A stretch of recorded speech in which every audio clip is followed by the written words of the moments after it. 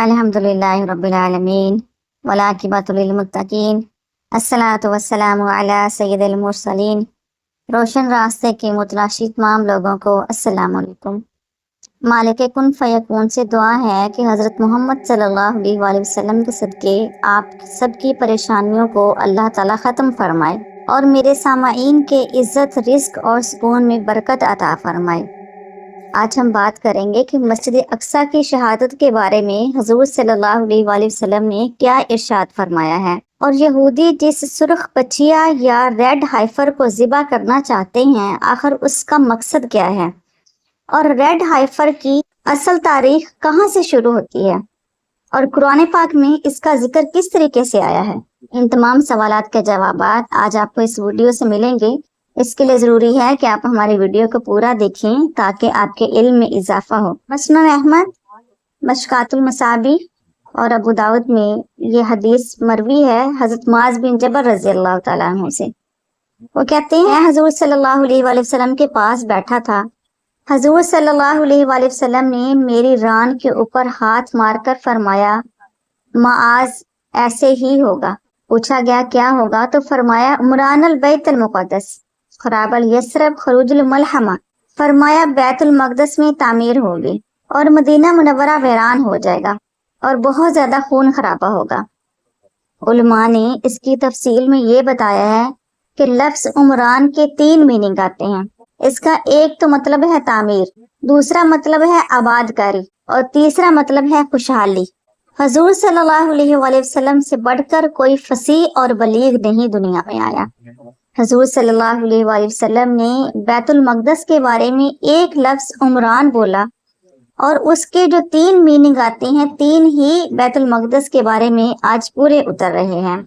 इसका जो मीनिंग आता है तामीर, तो उलमा कहते हैं क्योंकि बैतुल मक़दस मस्जिद अक्सा हुज़ूर सल्लल्लाहु अलैहि वसल्लम के दौर में मौजूद थी, लेकिन जो तामीर की बात हो रही है तो यहूदियों का मकसद पूरा होगा और एक दिन बैतुल मक़दस की जगह पर एक नई चीज तामीर होगी जिसको थर्ड टेम्पल या हैकले सुलेमानी कहा जाता है। दूसरा इसका मतलब है आबादकारी। तो आज आपके सामने है कि पूरी दुनिया की मल्टीनेशनल कंपनीज के दफ्तर इधर जमा हो रहे हैं। और तीसरा मतलब है खुशहाली। इन इसराइलियों के बारे में सामाईन जानते हैं कि पूरी दुनिया की 70% मईशत जो है वो इनके हाथ में है। हज़रत मुआज़ बिन जबल रज़ी अल्लाह तआला अन्हु कहते हैं कि जब हुज़ूर सल्लल्लाहु अलैहि वसल्लम ने ये सारी हदीस बयान फरमाई, उसके बाद आपने मेरी रान के ऊपर हाथ मारकर फरमाया, मुआज़ ये ऐसे ही होगा और ये इतना ही सच है जितना मैं और तुम इधर बैठकर बात कर रहे हैं, यानी ये होकर रहेगा। और जो आपने इरशाद फरमाया खरूजुल मलहमा, बहुत ज्यादा खून खराबा होगा, तो उलमा कहते हैं कि इससे मुराद शायद तीसरी जंग अजीम है। और हुज़ूर सल्लल्लाहु अलैहि वसल्लम ने ये भी इरशाद फरमाया कि फर्ज करते हैं अगर किसी शख्स के 100 बेटे होंगे तो उनमें से 99 शहीद हो जाएंगे, यानी कि इतनी ज्यादा शहादतें होंगी। और आप सल्लल्लाहु अलैहि वसल्लम ने ये भी इरशाद फरमाया था कि एक परिंदा उड़ेगा और कहीं बैठना चाहेगा, लेकिन लाशें ही लाशें हर तरफ होंगी और वो बैठ नहीं सकेगा और थक कर गिर जाएगा। आज अगर हम देखते हैं तो गजा में, फलस्तीन में यही हाल है और जगह जगह मुसलमान शहीद हो रहे हैं। पूरी दुनिया में अक्सर इलाकों में मुसलमान परेशान हैं और बाकी अक़लियतें उन पर गालिब आ रही हैं। जहां बम ब्लास्ट होता है और जंग होती है तो वहां पे ऐसे ही है कि हजारों की तादाद में एक टाइम में मुसलमान शहीद हो जाते हैं। हुज़ूर सल्लल्लाहु अलैहि वसल्लम ने यह भी इरशाद फरमाया कि एक जूता पड़ा होगा, कोई औरत कहेगी ये किसी कुरैशी का जूता है, लेकिन एक भी कुरैशी इस दुनिया में मौजूद नहीं होगा, यानी कि इतना जंगो जदल होगा कि कोई कुरैशी दुनिया में मौजूद नहीं रहेगा। अब हम बात करते हैं उस रेड हाइफर के बारे में या सुर्ख बच्चिया के बारे में जिनको यहूदी बहुत मुकद्दस जानते हैं। असल में हाइफर उस बच्चिया को कहते हैं जिसने अभी पहला बच्चा पैदा ना किया हो और वो जवान हो। ऐसी ही एक बच्चिया का जिक्र कुरान पाक में अल्लाह ताला ने किया है। कुरान पाक की जिस सूरत में इस बच्चिया का जिक्र है उस सूरत का नाम ही अल्लाह ताला ने बकरा यानी गाय रखा है। اصل میں اس طرح ہوا کہ حضرت موسیٰ علیہ السلام کے دور میں کوئی شخص تھا جس کو کسی نے قتل کر دیا، اور لوگ ایک دوسرے پر الزام لگانے لگے۔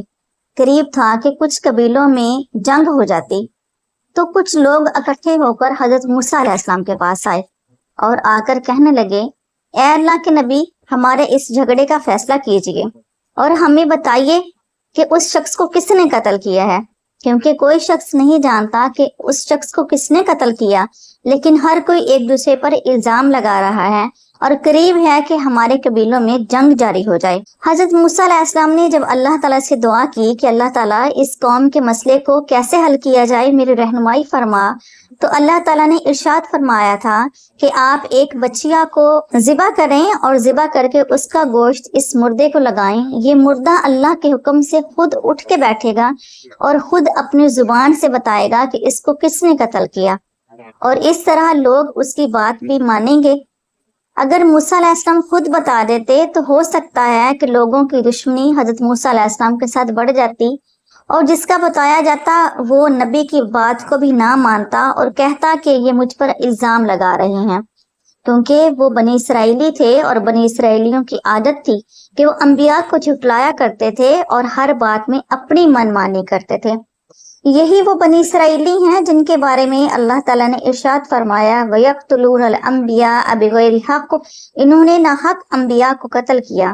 اور حضور صلی اللہ علیہ وآلہ وسلم نے ارشاد فرمایا کہ بنی اسرائیلیوں نے ایک ایک دن میں 70 انبیاء کو ناحق قتل کیا ہے۔ یہی بنی اسرائیلی تھے جن کی بہت زیادہ سوال کرنے کی عادت تھی۔ جب اللہ نے ارشاد فرما دیا کہ کوئی سی بچیا ذبح کیجیے اور اس کے گوشت کا ٹکڑا اس شخص کو لگا دیں، تو یہ شخص خود بتا دے گا کہ اس کو کس نے قتل کیا۔ لیکن بنی اسرائیلی بار بار سوال کرتے رہے، اور انہوں نے جتنے سوال کیے وہ اتنی ہی مشکل میں پڑ گئے، اور گائے ڈھونڈنا ان کے لیے بہت زیادہ مشکل ہو گئی۔ قرآن پاک میں ارشاد ہے کہ انہوں نے حضرت موسیٰ علیہ السلام سے کہا، قالوا ادع لنا ربک یبین لنا ما لونھا، وہ کہنے لگے اپنے رب سے دعا کیجئے کہ وہ ہمیں بتائے کہ اس کا رنگ کیسا ہو۔ قال انہ یقول انہا بقرۃ صفراء فاقع لونھا تسر الناظرین، کہا وہ فرماتا ہے کہ بے شک وہ گائے زردی مائل ہو اور اس کا تیز رنگ ہو جو دیکھنے والوں کو خوبصورت لگے۔ صفراء اصل میں کہتے ہیں سرخی مائل زرد رنگ کو، تو تقریباً یہ وہی گائے ہے جس کو سرخ بچیا کہا جاتا ہے۔ آج جس کو یہود سرخ بچیا کہتے ہیں، اسی طرح کی ایک گائے کا ذکر بنی اسرائیل میں تھا۔ جب انہوں نے اس گائے کو ڈھونڈا اور اس کے گوشت کا ٹکڑا اس مردے کو لگایا، تو وہ شخص اٹھ کے بیٹھا اور کہنے لگا مجھے میرے بھتیجے نے قتل کیا ہے۔ تو اس طرح حضرت موسیٰ علیہ السلام کے دور میں بنی اسرائیلیوں کے ان دو قبیلوں کے درمیان اس بچیا کو ذبح کرنے کی وجہ سے جنگ نہ ہوئی اور ان کا یہ مسئلہ حل ہو گیا۔ یہود کی ایک کتاب ہے جس میں تورات کی تفسیر لکھی ہوئی ہے، جیسے ہمارے قرآن پاک کی تفاسیر ہیں، اس کا نام ہے تالمود۔ تالمود کے اندر علماء نے لکھا ہے کہ 10 ایسی ہی سرخ بچیاں پیدا ہوں گی اور ان کو ذبح کرنے سے ہمارے مسائل حل ہوں گے۔ وہ یہ سمجھتے ہیں کہ جیسے اس ایک بچیا کو ذبح کرنے کے بعد اس قتل کا مسئلہ حل ہو گیا ہے، اسی طرح آئندہ بھی جو بھی مسائل ہوں گے، ہم اسی طرح کی بچیا کو ذبح کیا کریں گے تو ہمارے آئندہ کے مسائل بھی حل ہوا کریں گے۔ مختلف موقعوں پر مختلف مسائل کو حل کرنے کے لیے یہود کے علماء نے اب تک 9 بچیا کو ذبح کیا ہے۔ سن 2000 کی تاریخ میں یہودی ڈھونڈ رہے تھے کہ ریڈ ہائفر ان کو ملے اور اس کو ذبح کیا جائے، اور اب یہودیوں کے ایک ادارے نے 3 سال پہلے بتایا ہے کہ ہمیں ریڈ ہائفر یعنی سرخ بچیا مل گئی ہے۔ ہم نے اب بیت المقدس کی جگہ ہیکل سلیمانی تعمیر کرنا ہے، پھر ریڈ ہائفر کو ذبح کریں گے اور ہمارا مسیحا آ جائے گا، جیسے نبی کریم صلی اللہ علیہ وآلہ وسلم نے اس حدیث میں ارشاد فرمایا ہے کہ جب بیت المقدس کے قریب تعمیر، خوشحالی اور آباد کاری ہو جائے گی تو مدینہ ویران ہو جائے گا اور بہت زیادہ خون خرابہ ہوگا۔ تو علماء پھر یہ کہتے ہیں کہ جب تک ہیکل سلیمانی تعمیر نہیں ہوگا تبھی تک سلامتی ہے۔ جب بیت المقدس ان کے قبضے میں آ گیا تو یہودیوں نے فوراً اس کی جگہ پر ہیکل سلیمانی یا تھرڈ ٹیمپل تعمیر کرنا ہے، اور پھر مسلمانوں کے لیے سوائے بربادی کے کچھ نہیں ہے۔ جب یہودیوں کو اتنا تسلط ہوگا کہ وہ تھرڈ ٹیمپل بنا لیں گے، اس کے بعد دنیا میں صرف تباہی ہی رہ جائے گی، اور مدینہ منورہ جہاں جانے کی ہر مسلمان تمنا رکھتا ہے وہ بھی ویران ہو جائے گا، کیونکہ مسلمان بہت کم رہ جائیں گے۔ مدینہ کی زیارت کرنے والے لوگ دنیا میں نہیں ملیں گے، اس لیے فرمایا گیا کہ مدینہ ویران ہو جائے گا۔ اللہ تعالیٰ سے دعا ہے کہ اللہ تعالیٰ مسلمانوں کو طاقت عطا فرمائے، اور اللہ کے کرم اور فضل سے جہاں تک ہو سکے ہم بیت المقدس کی حفاظت کریں، تاکہ وہاں پہ تھرڈ ٹیمپل نہ بنے اور مسلمان امن اور سلامتی میں رہیں۔ اللہ تعالیٰ سے دعا ہے اللہ تعالیٰ بیت المقدس کے قریب رہنے والے مسلمانوں کی غیب سے مدد فرمائے اور خود ان کی حفاظت فرمائے۔ اللہ ہم سب کو عمل کی توفیق عطا فرمائے۔ وآخر دعوانا ان الحمد للہ رب العالمین۔